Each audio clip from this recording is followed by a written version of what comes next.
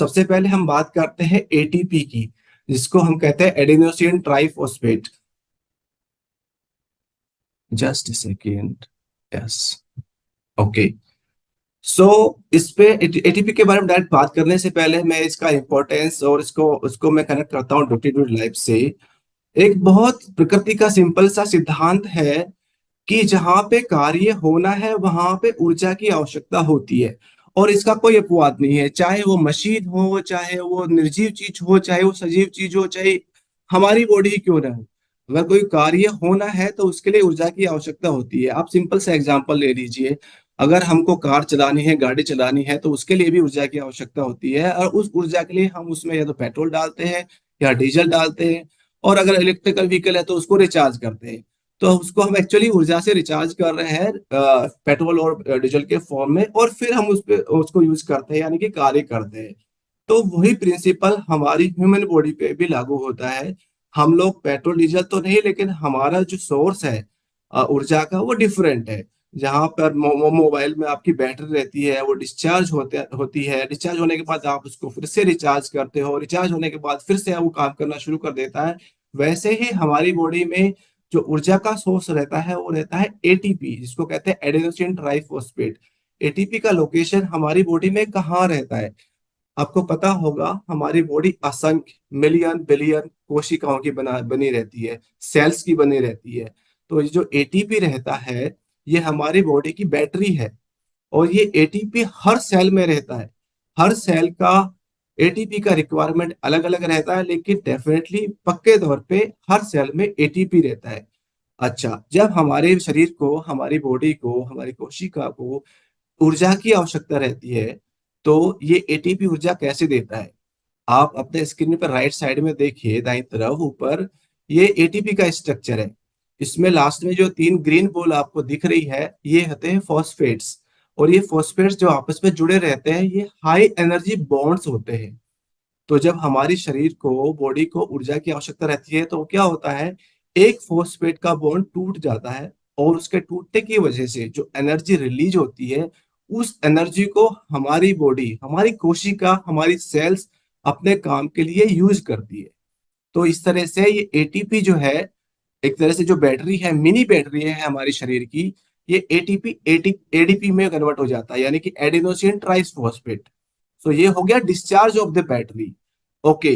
जब वापस से हम खाना खाते हैं और जो न्यूट्रिएंट पहुंचते हैं, उससे वापस से ये एडीपी में एक फॉस्फेट फिर जुड़ता है, हाई एनर्जी बॉन्ड बनता है, और वापस से एडीपी एटीपी में कन्वर्ट हो जाता है।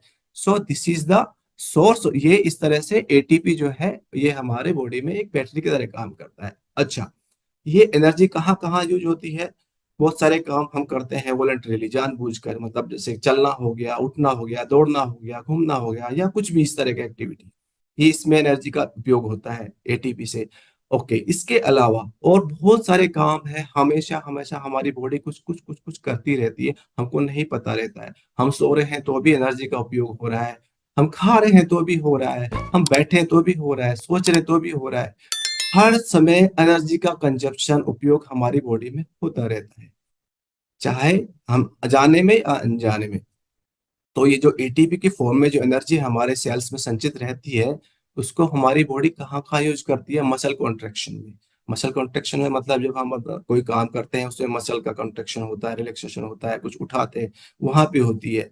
हमारा जो ब्रेन काम करता है, ब्रेन से जो इम्पल्स हमारे जो अलग अलग ऑर्गन्स है वहां तक जाते हैं, वहां से इम्पल्स हमारे ब्रेन तक आते हैं। ये पूरी प्रोसेस पे एनर्जी का उपयोग होता है। सेल्स में जो एटीपी रहता है उसका उपयोग होता है। डाइजेशन में, हम खाना खाते हैं, खाना खाने में भी एनर्जी का यूज हो रहा है, और उसको एब्जॉर्ब होने में, डाइजेशन होने में भी हो रहा है। हर स्टेज पे एनर्जी का उपयोग होता है। कई बार लगता है ना कि आज तो हमने कुछ काम नहीं किया, लेकिन फिर भी थक गए।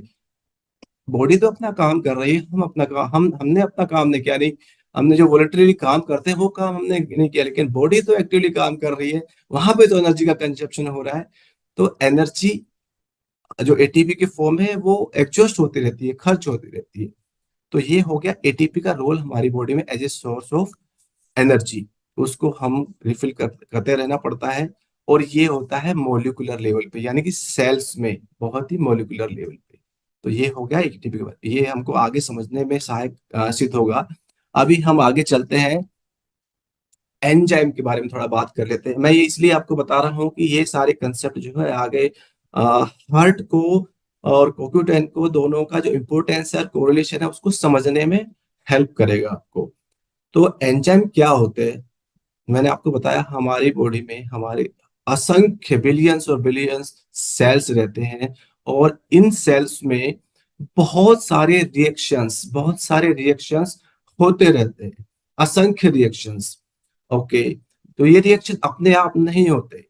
एंजाइम का नाम आपने सुना होगा, लेकिन आज हम थोड़ा सा एंजाइम को थोड़ा सा क्लोज से देख लेते हैं कि एंजाइम करते क्या है। सो एंजाइम का जो रोल रहता है हमारी बॉडी में, हमारी सेल्स में जो रोल रहता है, एंजाइम का रोल रहता है किसी क्रिया को उत्प्रेरित करना। उत्प्रेरित का मतलब एंजाइम की प्रेजेंस में, एंजाइम की उपस्थिति में वो जो क्रिया है वो फास्टर हो जाती है, यानी कि तेज हो जाती है और आसानी से हो जाती है।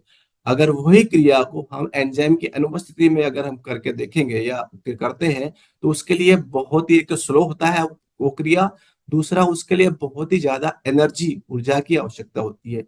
तो एंजाइम का रोल है एक उत्प्रेरक की तरह। मैं इसको डे टू डे लाइफ में समझाने के लिए एक थोड़ा सा, एक छोटा सा एग्जांपल दे देता हूँ।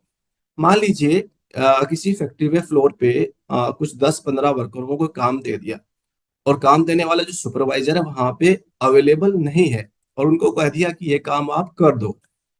ओके, और सुपरवाइजर वहां से चला जाता है। अभी वो जो काम होगा वो अपने हिसाब से धीरे, या जो भी है जिस तरह से परफेक्शन के साथ या इम्परफेक्शन के साथ वो करते हैं। ओके, अभी उसी की जगह आप कल्पना कीजिए, आपका सुपरवाइजर वहां पे आ जाता है। अब उसकी प्रेजेंस में जो काम होता है, जो रिजल्ट मिलता है, फास्ट हो जाता है। और क्या कहते हैं, सिर्फ सुपरवाइजर की प्रेजेंस ही काफी है, सुपरवाइजर कुछ नहीं कर रहा है। तो सेम रोल एंजाइम्स का हमारी बॉडी में विभिन्न विभिन्न क्रियाओं को करने के लिए रहता है। एंजाइम खुद कुछ नहीं करता है, बट एंजाइम उसको उत्प्रेरित कर देता है। एंजाइम की उपस्थिति में वो क्रिया फास्ट हो जाती है, स्पीड अप हो जाती है।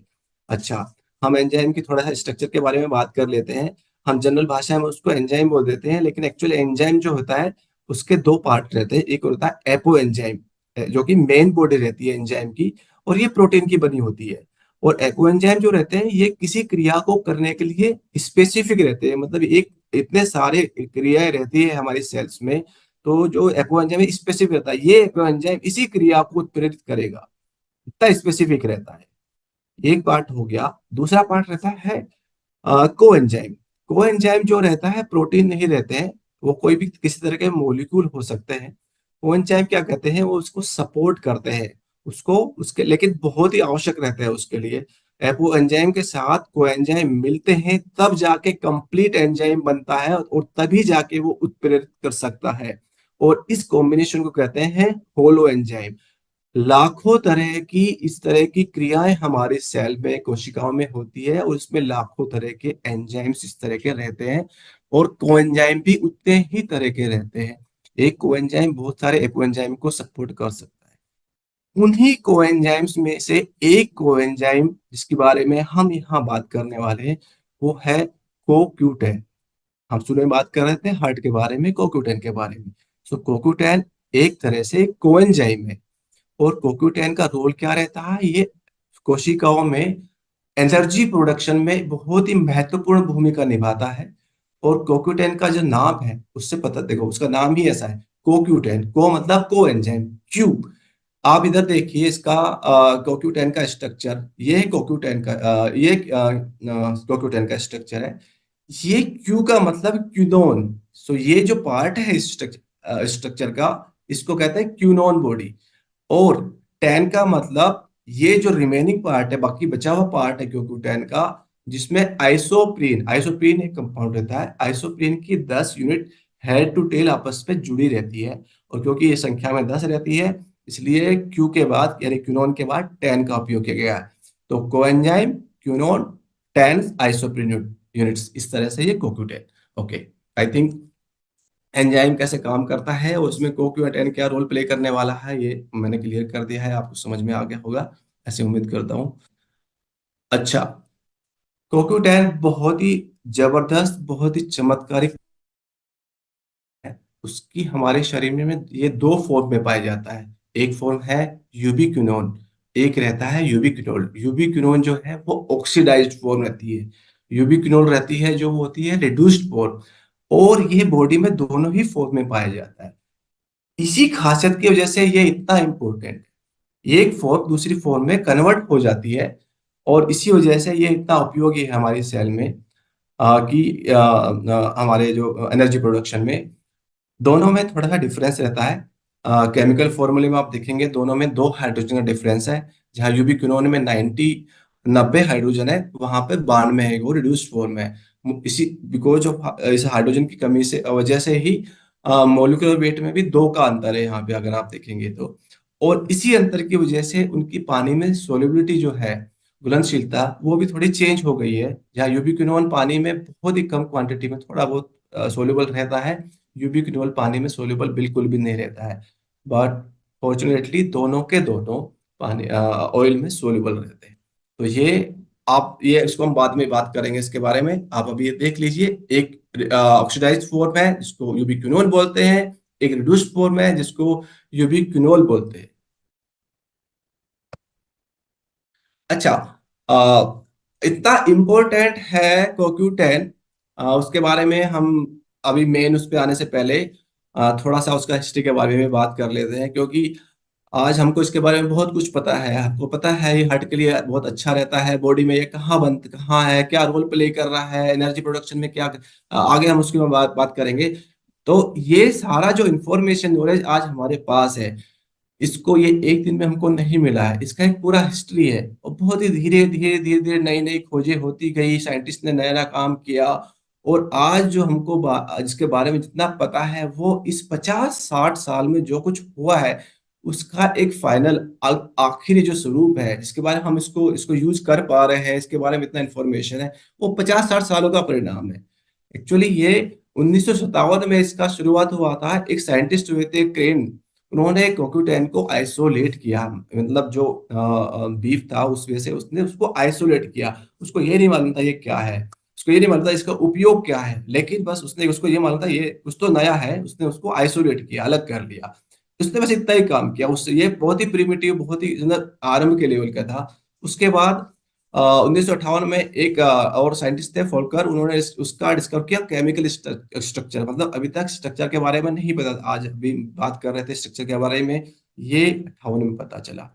उन्होंने वो सिर्फ स्ट्रक्चर बताया, अभी तक उसका एप्लीकेशन नहीं मालूम था कि ये कहाँ यूज होता है। फिर धीरे धीरे काम होता गया। अब देखिए आप कितना, 12 साल बाद 1970 में लिटारू एंड फोकर ने, उन्होंने पता लगाया कि कुछ तो संबंध है हार्ट के हेल्थ में और इस CoQ10 में। इतना ही बताया उन्होंने। तो इस तरह से धीरे धीरे धीरे धीरे ये काम होते गए। 1974 में जापान ने इसको अप्रूव कर दिया कि ये इसको CoQ10 को हम अपने हार्ट की प्रॉब्लम के लिए, हार्ट फेलियर के लिए हम उसको अपनी कंट्री में हम यूज करेंगे, वहां पे यूज कर सकते थे। मतलब इतना उपयोगी था, इतना इसका वो था कि इसको यूज करने के लिए वहां पे उन्होंने अप्रूव कर दिया। अब क्योंकि हार्ट के लिए यूजफुल है तो उसके ऊपर और काफी काम हुआ, अट्रैक्शन हुआ, इसकी तरफ काम किया। तो मिशेल ने इस पे काम किया, उसको एक्चुअली उसका मोलिकुलर लेवल पे वो कैसे काम करता है बॉडी में, कोशिका में कहाँ पे रहता है, क्या काम करता है, क्या रोल प्ले करता है, उसके ऊपर पूरा उसने काम करके उसको पब्लिश किया। और 1978 में मिशेल को उसके लिए नोबेल प्राइज दिया गया। तो ये बहुत इंपॉर्टेंट काम था। उसके बाद 1985 में काम हुआ, उसको और दूसरे क्या क्या उसके हार्ट के ऊपर उसका यूज कर सकते हैं वो सारा उन्होंने बताया। और इस तरह से होते होते होते ये 1990 में यूएसए में इसको इंक्लूड किया डाइटरी सप्लीमेंट्स में। 1990 में देखिए स्टोरी शुरू हुई थी 1957 से, 1990 में जाके यूएस ने इसको अप्रूव किया। ये हिस्ट्री है, धीरे धीरे धीरे चलती है। और 2007 में कमर्शियल मैन्युफैक्चरिंग जो है यूबिक्विनोल का यूएस में शुरू हुआ। ये था हिस्ट्री CoQ10 का। अभी हम यहाँ पे डिस्कस करते हैं कि CoQ10 क्यों इंपॉर्टेंट है, क्या करता है। ये जो आपको सामने स्ट्रक्चर दिखाई दे रहा है, ये है हमारा सेल। हमारी बॉडी में मैंने बताया असंख्य सेल्स रहते हैं। और सेल के स्ट्रक्चर में आप देखेंगे सेल मेम्ब्रेन, आपको बहुत सारे लोगों को मालूम होगा कि सेल क्या होती है, क्योंकि सेल छोटे क्लास में भी पढ़ा जाता है, तो मतलब थोड़ा बहुत आइडिया आपको होगा। तो सेल मेम्ब्रेन सबसे आउटर जो सेल को प्रोटेक्ट करती है। फिर सेल में बहुत सारे ऑर्गेनेलिज रहते हैं। सबसे सेंटर में रहता है केंद्रक, केंद्रक में न्यूक्लियोलस भी रहता है, उसके अंदर एंडोप्लाज्मिक रेटिकुलम, गोल्गी कॉम्प्लेक्स। इन सब के अलावा सेल में रहता है माइटोकॉन्ड्रिया। माइटोकॉन्ड्रिया को सेल का पावर हाउस भी बोलते हैं। पावर हाउस मतलब कुछ तो एनर्जी से रिलेटेड उसमें हो रहा है। अच्छा, हर बॉडी बॉडी में हर सेल में लगभग ये सारे के सारे ऑर्गेनेल्स पाए जाते हैं। लेकिन वो सेल बॉडी में क्या काम करती है, किस तरह की एक्टिविटी में किस तरह की एनर्जी कंज्यूम करती है, उसके बेसिस पे उसमें माइटोकॉन्ड्रिया कम होंगे ज्यादा होंगे, कितना डेंसिटी रहेगा माइटोकॉन्ड्रिया का, वो डिपेंड करता है। हमारे लिवर की सेल अलग है, हमारे हार्ट की सेल अलग है, ब्रेन की सेल अलग है, या कोई और भी मसल की सेल का एग्जांपल ले सकते हैं। सभी में ये सारे ऑर्गेनेल सभी में रहते हैं, लेकिन माइटोकॉन्ड्रिया क्योंकि ये एनर्जी प्रोडक्शन के लिए जिम्मेदार है, और अगर सेल का रिक्वायरमेंट एनर्जी का ऊर्जा का रिक्वायरमेंट ज्यादा होगा तो उसमें ज्यादा माइटोकॉन्ड्रिया होगा। माइटोकॉन्ड्रिया इतना इंपॉर्टेंट है। तो यहाँ राइट साइड में ऊपर जो स्ट्रक्चर देख रहे हैं ये माइटोकॉन्ड्रिया को बड़ा करके दिखाया गया है। और इस माइटोकॉन्ड्रिया की स्ट्रक्चर में आप अगर देखेंगे तो ये इसमें इसकी स्ट्रक्चर में डबल लेयर रहती है। सबसे आउटर जो लेयर आपको दिख रही है, आ, मैं ये वाला जो येलो वाला आपको दिख रहा है, ये है आउटर मेम्ब्रेन। और जो इनर मेम्ब्रेन अंदर वाली जो झिल्ली रहती है, अंदर वाली जो मेम्ब्रेन रहती है, जो अंदर जो आपको फिंगर लाइक स्ट्रक्चर दिख रहे हैं ना, ये इनर मेम्ब्रेन अंदर फिंगर लाइक स्ट्रक्चर बनाती है। अच्छा, ये जो इनर मेम्ब्रेन अंदर फिंगर लाइक स्ट्रक्चर बनाती है उसकी वजह से क्या होता है कि इस माइटोकॉन्ड्रिया के अंदर जो सरफेस एरिया है इनर मेम्ब्रेन का वो बहुत कई गुना बढ़ जाता है। बहुत कई गुना बढ़ जाता है, जिसकी वजह से जो एंजाइम्स, जो complex protein complex energy production के लिए जिम्मेदार रहते हैं, उसको उनके लिए ज्यादा सरफेस ज्यादा एरिया उनको मिल जाता है, और उससे वो ज्यादा प्रभावी तरीके से एनर्जी का प्रोडक्शन माइटोकॉन्ड्रिया में हो सकता है। अच्छा, जो एनर्जी का प्रोडक्शन हम कहते हैं माइटोकॉन्ड्रिया पावर हाउस है, और वहाँ पे एनर्जी का जनरेशन होता है यानी कि एटीपी बनते हैं। तो वहाँ पे एक्चुअली ये सेट डिफरेंट एक सेट ऑफ प्रोटीन कॉम्प्लेक्स और कैरियर रहते हैं। ये जो नीचे स्ट्रक्चर आप देख रहे हैं ये एक वन सेट है। ये this is protein complex one, protein complex two, co Q ten. देखिए यहाँ पे कोक्यूटेन आता है ये तीसरे नंबर पे। फिर प्रोटीन कॉम्प्लेक्स थ्री, देन ये आता है साइटोक्रोम सी, देन ये आता है प्रोटीन कॉम्प्लेक्स फोर, और फाइनली एटीपी सिंथेज। सो ये जो सेट है एक डिफरेंट एक स्पेसिफिक जो ये जो ऑर्डर में क्रम में जो ये सेट है, ये यूनिट जो है ये अरेंज रहती है माइटोकॉन्ड्रिया की अंदर वाली जो मेम्ब्रेन रहती है उसके ऊपर। ये उस पे उसका अरेंजमेंट रहता है, और इसको कहते हैं इलेक्ट्रॉन ट्रांसपोर्ट सिस्टम। ये जो complex one two, co Q ten three, cytochrome C four, और एटीपी सिंथेज, इसका जो सेट है इसको कहते हैं इलेक्ट्रॉन ट्रांसपोर्ट सिस्टम। और ये सिस्टम ही एटीपी को जनरेट करने के लिए बहुत महत्वपूर्ण भूमिका निभाता है। ये ही जनरेट करता है, जो वहां पे हमारी बैटरी डिस्चार्ज हुई थी, एटीपी एडीपी में कन्वर्ट हो गया था, उसको वापस से एडीपी को एटीपी में वापस कन्वर्ट करना है, यानी कि बैटरी को रिचार्ज करना है, उसके लिए यहाँ पर ये सिस्टम रहता है। तो इसमें क्या रहता है, हाई एनर्जी इलेक्ट्रॉन जो रहते हैं वो कॉम्प्लेक्स वन पे जाते हैं, वहां से फिर इसको ये कोक्यूटेन है, ये इलेक्ट्रॉन का करियर रहता है। अभी मैंने कहा था oxidise form, reduced form. Oxidise form is quinone, oxidise form quinol. तो इस इलेक्ट्रॉन को CoQ10 जो ऑक्सीडाइज्ड फॉर्म है वो यूबिक्विनोन जो है वो उसको एक्सेप्ट कर लेता है, और उसको लेके कॉम्प्लेक्स थ्री जो है ये कॉम्प्लेक्स थ्री है इसको ट्रांसफर कर देता है, मतलब कैरी कर रहा है इससे यहाँ से लेके वहां पे। यहाँ से इसका ये जब ये इसको इलेक्ट्रॉन को लेता है तो ये रिड्यूस हो जाता है, यानी कि यूबिक्विनोल फॉर्म में कन्वर्ट हो जाता है। और जब इलेक्ट्रॉन को वापस से कॉम्प्लेक्स थ्री को देता है तो वापस से वो ऑक्सीडाइज हो जाता है, यूबिक्विनोल फॉर्म में जाता है। तो ये शिफ्टिंग है, oxidise form, reduce form, reduce form, ये जो इसकी खासियत है ये बहुत ही इंपॉर्टेंट है इस इलेक्ट्रॉन ट्रांसपोर्ट सिस्टम के लिए और ए एटीपी बनाने के लिए। ओके, सो ये जो कॉम्प्लेक्स टू है यहाँ से भी कोक्यूटेन इलेक्ट्रॉन लेता है, कैरी करता है, थ्री को ट्रांसफर करता है, थ्री से ये इलेक्ट्रॉन पे साइटोक्रोम सी में जाते हैं, साइटोक्रोम सी से ये इलेक्ट्रॉन जो है इस कॉम्प्लेक्स फोर पे जाता है, और फाइनली एटीपी सिंथेज के माध्यम से जो यहाँ पे एडीपी है, यहाँ यहाँ देखिए ये डिस्चार्ज बैटरी एडीपी, ये आपका एटीपी में यहाँ पे as end product ADP ATP में कन्वर्ट हो जाता है। और इसके लिए ये जो CoQ10 है ये बहुत महत्वपूर्ण भूमिका निभाता है। आई थिंक ये आपको क्लियर हो गया होगा कि CoQ10 एनर्जी प्रोडक्शन में किस तरह से महत्वपूर्ण है। अब इमेजिन कीजिए यहाँ पे अगर CoQ10 नहीं होता या कम होता तो आपकी बैटरी, कोशिका की बैटरी रिचार्ज नहीं होती और हम बिना ऊर्जा के, बिना बैटरी के काम नहीं कर सकते। ओके, यहाँ तक CoQ10 का हमने कंसेप्ट समझ लिया। CoQ10 का इंपॉर्टेंस क्या है आई थिंक क्लियर हो गया है। अभी हम बात करते हैं थोड़ी सी मसल्स की। हमारी बॉडी में एक्चुअली 3 तरह की मसल्स रहती है। स्केलेटल मसल, जो हमारी जो हाथ की मसल है, पाँव की मसल, इसको हम अपनी इच्छा के हिसाब से मोड़ सकते हैं, कॉन्ट्रैक्ट कर सकते हैं, रिलैक्स कर सकते हैं। उसको कहते हैं स्केलेटल मसल्स। एक रहती है विसरल मसल जो हमारे बॉडी में अंदर रहती है, जैसे हमारे गट की मसल है या फिर और भी जो भी अंदर पेट के अंदर जो मसल्स रहती है उसके ऊपर हमारा कंट्रोल नहीं रहता है, वो अपने आप अपने तरीके से वो काम करती रहती है। एक तीसरा जो मसल है वो है कार्डियक मसल, हार्ट का मसल। हार्ट का मसल जो है बहुत ही एक यूनिक और एक अपने आप में एक ही बहुत ही, आप कह सकते हैं कि चमत्कारिक मसल रहती है। आप कल्पना कीजिए, हार्ट जो है हम पैदा होते हैं जब से लेकर जब तक मरते हैं, जब तक हार्ट लगातार बीट करता रहता है, धड़कता रहता है। उसका मसल इतना इतना अनोखा और इतना यूनिक रहता है, काम करने से नहीं रुकता है हार्ट। ये कंटिन्यूअसली धड़कता रहता है विद नॉन स्टॉप।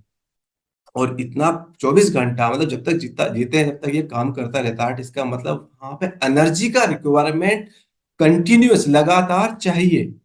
हम एनर्जी को इग्नोर वहां पे इसकी हार्ट को मसल को इग्नोर नहीं कर सकते। हम ऐसा नहीं सोच सकते कोई बात नहीं, एनर्जी कम रहेगा तो कोई बात नहीं, ऐसा नहीं।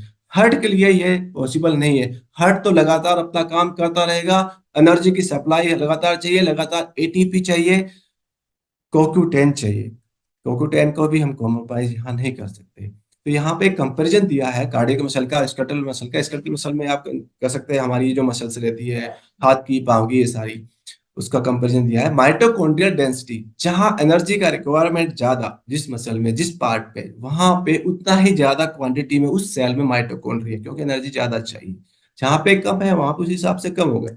तो सबसे ज्यादा एनर्जी का रिक्वायरमेंट है मसल्स में हार्ट की, तो वहां पे सबसे ज्यादा हाई। स्केलेटल मसल्स में वेरिएबल रहता है, कोई ज्यादा मेहनत करता है उसके पास उसमें ज्यादा माइटोकॉन्ड्रिया रहेंगे, जो जो काम नहीं करता है उसमें कम माइटोकॉन्ड्रिया रहेगा। सो ये कम रहता है। Activity pattern, cardiac muscle continuously काम करती है, हार्ट की मसल्स कंटिन्यूअसली काम करती है, इसलिए वहां पर एक्टिविटी कंटिन्यूस रहती है, एनर्जी लगातार रहती है। इंटरमीडिएट इसमें स्कैटर मसल जो रहती है वो इंटरमीडिएट, मतलब जब काम करते हैं तभी एनर्जी खर्च होती है, अदरवाइज नहीं। इस तरह से एनर्जी का सोर्स कार्डियक मसल्स में ऑक्सीडेटिव फॉस्फोरिलेशन से मिलता है, जबकि स्केलेटल मसल में ये ऑक्सीडेटिव फॉस्फोरिलेशन और ग्लाइकोलाइसिस दोनों से मिलता है। सो इस तरह से हम कोरिलेट कर सकते हैं कि हमारे हार्ट को एनर्जी का रिक्वायरमेंट लगातार रहता है और एटीपी का टर्नओवर बहुत ज्यादा है, माइटोकॉन्ड्रिया का डेंसिटी हमारे मसल्स में बहुत ज्यादा है, और CoQ10 उसमें बहुत इंपॉर्टेंट रोल प्ले करता है। CoQ10 का सप्लाई वहाँ पे, CoQ10 की अवेलेबिलिटी हमारे कार्डियक मसल के लिए बहुत इंपॉर्टेंट रोल प्ले करती है, क्योंकि हमारे हार्ट को एनर्जी चाहिए नॉन स्टॉप। तो यहाँ तक हमने CoQ10 का हट। अब मैं थोड़ा सा ये आइडिया देने के लिए आपको मैं ये रखा हूँ कि हमारा हार्ट कितना इंपॉर्टेंट काम कर रहा है, हम उसको क्यों नहीं इग्नोर कर सकते। पूरे बॉडी में हमारा हार्ट जो है ब्लड सप्लाई करता है, पंप करता है, एक्चुअली फोर्सफुली पंप करता है। हमारे जो हार्ट का जो, अगर आप देखेंगे तो उसको ना उसके 2 पार्ट में डिवाइड किया, उसको लेफ्ट साइड और राइट साइड। लेफ्ट साइड में आपका आता है प्योर ब्लड। यहाँ देखिए, जहाँ पे जो रेड वाला पार्ट दिख रहा है ये रहता है आपके इसमें आता है आर्टेरियल ब्लड, यानी कि प्योर ब्लड आता है। यहाँ लंग्स से, ये यहाँ लंग्स से आता है प्योर होके ब्लड आपके हार्ट में, ये प्योर ब्लड रहता है। और यहाँ से इस ब्लड को पूरी बॉडी में पंप किया जाता है। उसमें आपका जो भी है गट हो गया, उसमें आपका लीवर हो गया, उसमें आपका किडनी हो गया, और जो रिमेनिंग पार्ट है आपका बॉडी का, और ब्रेन हो गया, हर जगह इसको पंप करना होता है, मतलब फोर्सफुली कॉन्ट्रैक्ट होता है, ताकि आपका जो जो ब्लड, प्योर ब्लड है, पूरी बॉडी में पंप किया जा सके, सर्कुलेट किया जा सके और बॉडी को न्यूट्रिशन मिल सके, ऑक्सीजन मिल सके डिफरेंट ऑर्गन्स को, अलग अलग ऑर्गन्स को। और वहां से जो इम्प्योर ब्लड है ऑर्गन्स में से, कार्बन डाइऑक्साइड वाला और दूसरे इम्प्योरिटीज वाला ब्लड है, वो वापस से घूम के फिर आता है आपके पास हार्ट, हार्ट के पास। हार्ट उसको वापस से पंप करता है, और पंप करके उसको लंग्स में पुश करता है, लंग्स में जाके वापस से वहां पे उसका कार्बन डाइऑक्साइड निकलता है, ऑक्सीजन वापस उसमें आता है, और वापस से वो प्यूरिफाई होके वापस से फिर हार्ट के पास आता है। ये प्रोसेस कहीं पे भी कंप्रोमाइज करने लायक नहीं है, हार्ट का फंक्शन इतना इंपॉर्टेंट है। इसलिए मैं आपको ये दिखा रहा हूँ। आई थिंक आपको समझ में आ गया होगा कि हार्ट कितना इंपॉर्टेंट है और उसको हम क्यों नहीं इग्नोर कर सकते।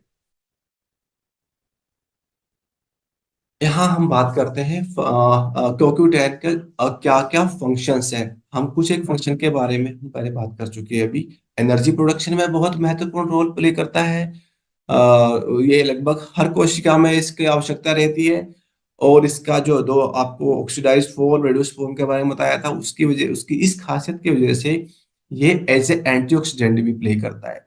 ठीक है, तो एक्चुअली ये मेन इसकी जो प्रॉपर्टीज है, इसकी वजह से वो बाकी बाकी जो इसके एप्लीकेशन है, बाकी जो यूज है, फंक्शंस हैं, वो भी इसके डिराइव होते हैं हार्ट हेल्थ में। नो डाउट, अभी हम बात कर रहे थे माइटोकॉन्ड्रियल फंक्शन में, इसमें भी कोई ये भी क्लियर है हमको। माइटोकॉन्ड्रियल फंक्शन में, माइटोकॉन्ड्रिया में अगर एनर्जी प्रोडक्शन के लिए CoQ10 चाहिए, तो डेफिनेटली फंक्शन में भी इसका बहुत इंपॉर्टेंट रोल है। कुछ इन्फ्लामेटरी प्रोसेस जो रहती है हमारी बॉडी में हो जाती है, वहां पे भी CoQ10 बहुत रोल प्ले करता है। Neuro protective effect, neuro protective means हमारे जो न्यूरॉन्स है बॉडी में, ब्रेन से लेके और डिफरेंट जो अंग रहते हैं वहां तक, उस वो भी कोशिकाएं हैं, न्यूरॉन्स भी कोशिकाएं हैं, तो वहां पे भी लगातार आपके जो सेंसेस हैं फ्लो होते हैं कोशिकाओं में, आपकी नसों, नसें बोलेंगे उनको हम, या तंत्रिकाएं बोलेंगे, उसके लिए भी माइटोकॉन्ड्रिया का रिक्वायरमेंट रहता है, CoQ10 का रिक्वायरमेंट, एनर्जी का रिक्वायरमेंट रहता है, और उसको भी ऑक्सीडेटिव प्रोडक्शन का रिक्वायरमेंट रहता है। तो वहां पे भी CoQ10 बहुत महत्वपूर्ण रोल प्ले करता है। मसल हेल्थ हम अभी डिस्कस कर चुके हैं, मसल हेल्थ, मसल हेल्थ में कितना उपयोगी है हमारा CoQ10। Then migraine prevention, skin health, immune system support and anti ageing. Anti ageing यहाँ पे बहुत इंपॉर्टेंट है, उसके बारे में हम आगे बात करेंगे। एक्चुअली एजिंग क्यों होती है, और उसमें एजिंग के साथ CoQ10 का जो कैसे लेवल कम होता है और उसका क्या क्या इम्पैक्ट रहते हैं, उसके बारे में बात करते हैं। तो CoQ10 बहुत इंपॉर्टेंट रोल प्ले करता है हमारी बॉडी में, उसको हम इग्नोर नहीं कर सकते। और ये है CoQ10 की डेफिशिएंसी, और उसकी डेफिशिएंसी क्यों होती है, और उससे हमको क्या क्या हो सकता है, क्या क्या हमको फील होता है, क्या क्या हमारी बॉडी को सहन करना पड़ सकता है। तो मेन जो बड़ा फैक्टर है डेफिशिएंसी का, वो रहता है एजिंग। हम जब अपने 20s में रहते हैं, या 25 रहते हैं, 30 तक रहते हैं, तब तक हमारे बॉडी में CoQ10 का लेवल एक ऑप्टिमम लेवल पे रहता है। मतलब एनर्जी का कंजप्शन, एनर्जी का जनरेशन जो रहता है, जो माइटोकॉन्ड्रिया में CoQ10 फुल रहता है, एनर्जी की कमी नहीं रहती है। हम कुछ भी खाते हैं, कुछ भी करते हैं, हमको नहीं लगता है कि हम थक गए हैं। 25 में आप लोगों को ये फील किया होगा कि जब यंग रहते हैं तो एनर्जी लेवल बहुत ऊंचा रहता है, उसकी वजह यही है। लेकिन क्या रहता है, जब एजिंग के साथ CoQ10 लेवल आपका ड्रॉप होता जाता है, और उसकी वजह से क्या क्या इम्पैक्ट होता है, क्या क्या हमको झेलना पड़ता है, वो विटामिन B6 ड्रॉप हो जाता है, CoQ10 कम हो जाता है प्रोडक्शन बॉडी में, एजिंग सिम्टम्स आने शुरू हो जाते हैं। यानी एजिंग सिस्टम सिम्टम्स का मतलब थकान रहती है, वो एनर्जी लेवल नहीं रहता है, वो क्या कहते हैं, स्ट्रेंथ नहीं रहती है, ये सारी चीजें। और उसको CoQ10 की कमी से और होता है, विटामिन B6 कम हो जाता है, हार्ट मसल्स वीकेंड। यानी कि डेफिनेटली हार्ट मसल्स को तो सबसे ज्यादा रिक्वायरमेंट रहती है एनर्जी की, तो अगर CoQ10 कम रहेगा तो हार्ट मसल पे भी उसका प्रभाव पड़ेगा। उसकी वजह से हार्ट मसल जिस फोर्स के साथ कॉन्ट्रैक्ट होनी चाहिए, उस फोर्स के साथ कॉन्ट्रैक्ट यानी कि संकुचित नहीं हो पाती है। तो धीरे धीरे करके अगर इसको हमने इग्नोर करते गए, तो ये इट विल ये इसका जो फाइनल जो परिणाम रहेगा, वो रहेगा हार्ट फेलियर। इसलिए यहाँ पे ये बहुत इंपॉर्टेंट है। ऑक्सीडेटिव स्ट्रेस बढ़ जाता है, क्योंकि ये आपका बॉडी का ऑक्सीडेटिव स्ट्रेस को कम करता है CoQ10, reduce form, oxidation form, उसकी वजह से उसकी, तो अगर हमने इसको एड्रेस नहीं किया तो बॉडी में ऑक्सीडेटिव स्ट्रेस बढ़ जाता है, और उसकी वजह से हमारे हार्ट में एरिथमिया, यानी कि जो हमारा धड़कता है एक फिक्स पैटर्न में धड़कता है हमारा हृदय, हमारा हार्ट, उससे वो उस तरह से नहीं धड़कता है, वो इरेगुलर तरीके से धड़कना शुरू कर देता है। और अल्टीमेटली हमारे हार्ट में पेन और फिर वो प्रॉब्लम्स ये सब भी होते हैं। देन ओवरऑल फटीग यानी कि थकान, कोक्यूटेन नहीं है, कम है, लेवल कम है, उसकी वजह से थकान रहती है। एक्सरसाइज इंटॉलरेंस यानी कि हम कम काम करते हैं, कम में उसी में थक जाते हैं, वो भी क्योंकि उसका भी परिणाम कोक्यूटेन का भी परिणाम है। देन मसल टोन रिड्यूस हो जाती है, कोऑर्डिनेशन कम हो जाता है, मायोपैथी यानी कि मसल्स का प्रॉब्लम, ये रहते हैं एजिंग की वजह से, कोक्यूटेन लेवल कम हो जाता है उसकी वजह से। एक दूसरा फैक्टर है ड्रग इंड्यूस्ड, कुछ मेडिसिन ऐसी रहती है जिसकी वजह से कोक्यूटेन का डिप्लीशन होता है, यानी कि हमारे बॉडी में से कोक्यूटेन ड्रॉप हो जाता है, जैसे स्टैटिन्स। हम जब हाइपरटेंशन की वजह से या ब्लड प्रेशर की वजह से स्टैटिन खाते हैं, डॉक्टर प्रेस्क्राइब करता है, तो उसकी वजह से एक साइड इफेक्ट की फॉर्म में एक तरह से साइड इफेक्ट होता है, कोक्यूटेन कम हो जाता है बॉडी में। कोक्यूटेन कम हो जाता है तो फिर हमको यही फटीग, एक्सरसाइज इंटॉलरेंस और ये सारी कमजोरियां ये सारी महसूस होती है। तो जब भी अगर किसी को फैमिली में किसी को कुछ डॉक्टर के पास जाते हैं, डॉक्टर स्टेटिन लिखता है, तो आप डॉक्टर से बात करके डॉक्टर से कह सकते हैं कि कोकोटेल ले सकते हैं कि नहीं, डॉक्टर से कंसल्ट कर सकते हैं। यहाँ पे हम एजिंग के साथ कोकोटेन का लेवल कैसे कितना कम होता है और कौन कौन से अंगों में कितना कितना प्रभावित होता है उसके बारे में हम यहाँ पे थोड़ा सा बात करते हैं। आप इधर देखिए लेफ्ट वाले पिक्चर में, ये है हार्ट के बारे में। जब आप 20 में रहते हैं तो आपका कोकोटेल लेवल रहता है 100%।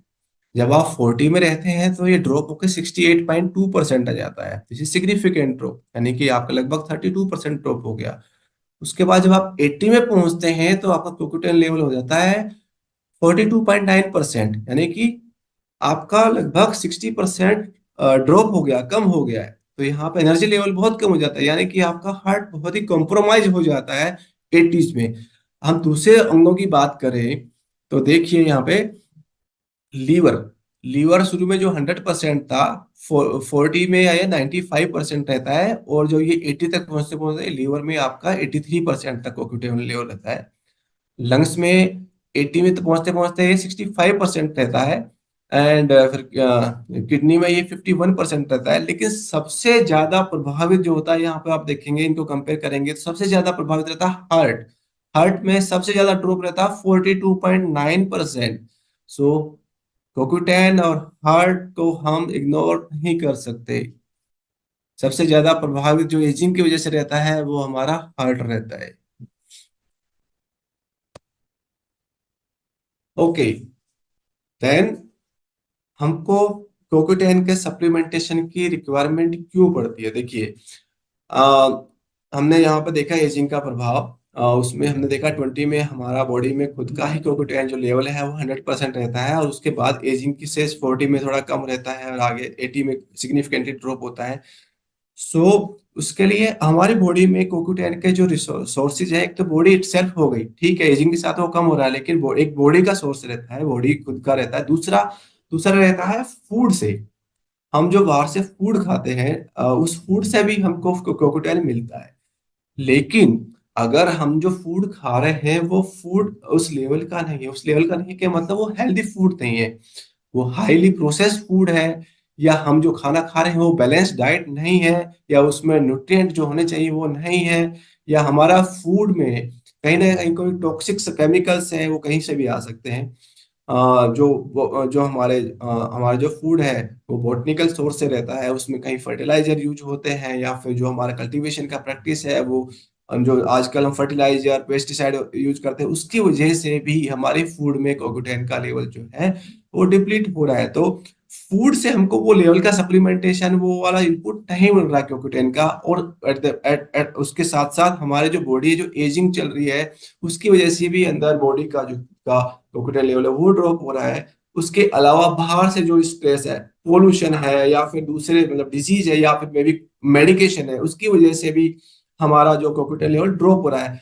तो ये 1+1 मिलके यहाँ पर 2 नहीं हो रहा है, 1+1 मिलके यहाँ पे 11 हो रहा है। ये बहुत ही खतरनाक है, बहुत ही हानिकारक है। तो इस सबको एड्रेस करने के लिए हमको सप्लीमेंटेशन की आवश्यकता रहती है। हमारे हार्ट के करने के लिए, हमारे एनर्जी लेवल को करने के लिए, हमारे एजिंग को कोप अप करने के लिए, हमको बैलेंस करने के लिए हमको कोकोटेन का रिक्वायरमेंट रहता है। अब फूड में फूड से भी हमको कोकोटेन मिलता है, तो फूड में दोनों तरह के वेजिटेरियन नॉन वेजिटेरियन दोनों ही सोर्स रहते हैं कोकोटेन के। वेजिटेरियन में आपका ब्रोकली हो गया, कॉलीफ्लावर हो गया, ऑरेंजेस हो गए, सीसेम सीड्स हो गए, और आपके स्ट्रॉबेरीज और दूसरे फ्रूट्स, ये वेजिटेबल सोर्सेज है जिससे हमको कोकोटेन हम फूड में हम ले सकते हैं। उसके अलावा जो नॉन वेज सोर्सेज है उसमें आपके एग्स हो गए, आपका मीट हो गया, आपका चिकन हो गया, आपका फिश हो गया, यहाँ से हमको कोकोटेन मिल सकता है।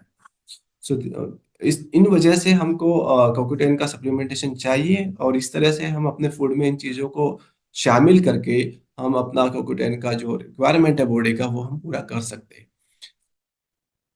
अभी हमने बात किया कोकोटेन का सप्लीमेंटेशन, ओके ठीक है, लेकिन इसको प्रूव करने के लिए कि यस कोकोटेन अगर हम खाते हैं तो हमको हार्ट के लिए बेनिफिशियल रहता है, इसके लिए एक बहुत ही साइंटिफिक और बहुत एक जबरदस्त, बहुत वंडरफुल एक स्टडी, क्लिनिकल स्टडी हुआ है। इसका नाम है क्यू सिम्बायोट ट्रायल। ये बहुत ही अच्छा जो क्या कहते हैं इसको, परफेक्ट जो ट्रायल हुआ था, और it was published in journal of American college of cardiology. और ये चला था लगभग 2 साल, 24 मंथ्स। और इसमें जो पार्टिसिपेंट्स थे उनका संख्या था 420। उनके ऊपर ये स्टडी हुआ था। और ये एक कंट्री में नहीं, ये मल्टीपल कंट्रीज में हुआ था, मतलब एक्चुअली पूरे ग्लोब को ही इस स्टडी में उन्होंने कवर कर लिया एक तरह से। इस स्टडी में जो सिलेक्शन हुआ था, जो वॉलंटियर्स या पार्टिसिपेंट थे, उनका सिलेक्शन का कुछ क्राइटेरिया रखा गया था जो कि हर स्टडी में रहता है। इसमें रखा गया था कि जो इसमें वॉलंटियर है वो उसका शुड बी डायग्नोज और she should be diagnose with symptomatic chronic heart failure, मतलब कुछ हिस्ट्री उसका रहना चाहिए कुछ सिम्टोमेटिक हार्ट फेलियर का। एंड ही और she should be stable on standard heart failure therapy for at least 4 week. 4 week तक उसको कोई भी इस तरह का कोई फेलियर अटैक अटैक वगैरह नहीं आया होना चाहिए। एज ग्रुप 18 से 75 साल, मतलब एक वाइड रेंज को एज ग्रुप को इसमें कवर किया है। और no recent major cardiovascular event like heart attack और स्ट्रोक, लास्ट 3 महीने में इस तरह का कोई अटैक नहीं आना चाहिए। और कोई भी ऑर्गन डिसफंक्शन उसको नहीं होना चाहिए, यानी कि उसका लीवर, उसका किडनी सब अच्छे से काम कर, ये कुछ क्राइटेरिया थे एक्चुअली जो हर क्लिनिकल स्टडी में रहते हैं। तो इनका ये करने के बाद जो स्टडी कंप्लीट किया 2 साल तक, उसके बाद जो आउटकम आए बहुत अच्छे, मतलब वंडरफुल जो आउटकम्स आए थे उसके, इसकी वजह से ये एस्टेब्लिश हो गया कि कोक्यूटेन हार्ट के लिए अच्छा रहता है, और ये प्रूव हो जाता है इस स्टडी से। और इसके आउटकम में देखते हैं कि 43% जो है पेशेंट्स हैं उनको जो risk of major adverse cardiac event है वो ड्रॉप हो जाता है। और अगेन जो 43% जो पेशेंट है उनमें कार्डियोवास्कुलर मोर्टेलिटी रिस्क जो है वो ड्रॉप हो जाता है।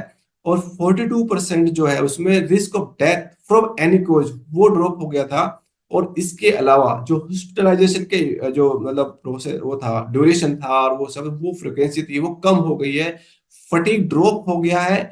और ओवरऑल जो वेलबींग है, मतलब फीलिंग गुड, फीलिंग हेल्दी, वो वाला जो फीलिंग है, वेलबींग है, वो इंक्रीज हुआ था इस ट्रायल के एंड में, ऐसा आउटकम आया था।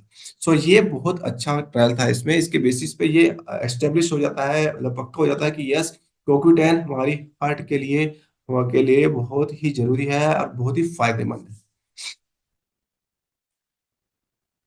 ओके, सो यह तो ठीक है, कोक्यूटेन के बारे में हमने किया, कोक्यूटेन किस तरह से उसके लिए हमारे हार्ट के लिए यूजफुल है, कुछ है वो सब हमको पता चल गया। लेकिन हमको हमारी हार्ट के हेल्थ के लिए खुद ही सोचना पड़ेगा, खुद ही काम करना पड़ेगा।